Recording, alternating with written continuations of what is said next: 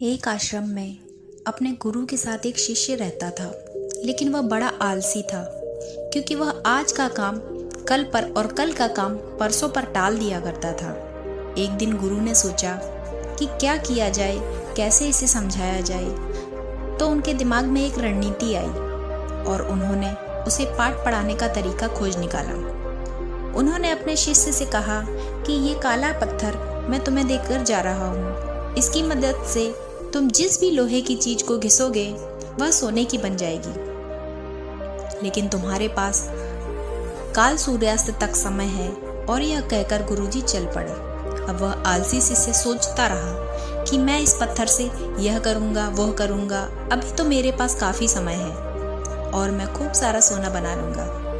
आलसी आदमी ने सोते सोते बहुत ख्वाब बुन लिए, लेकिन उनको पूरा करने की जहमत नहीं उठा रहा था। मतलब प्रयास नहीं कर रहा था, सिर्फ सोच रहा था।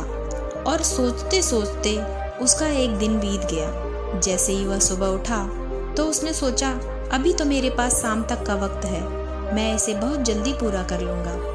देखते देखते दोपहर हुई। उसने खाना खाया और सोचा, थोड़ी देर आराम कर लेता हूँ, उठने के बाद कर लूँगा। और वह आलसी से सो गया।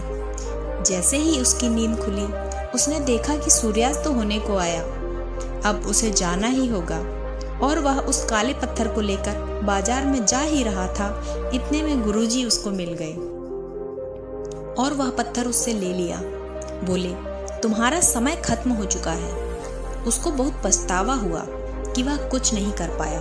लेकिन अब पछताए होत का जब चिड़िया चुग गई खेत। हमारे साथ भी यही होता है।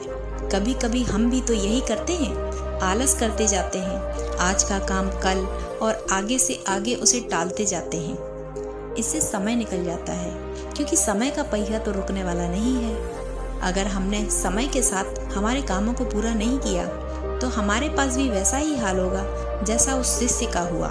इसीलिए जो होता है अभी होता है, बाद में कुछ नहीं होता, समय निकलता जाता है। दोस्तों, आपको भी समय की कीमत जरूर समझनी चाहिए और समय पर ही अपने सारे कामों को खत्म कर लेना चाहिए।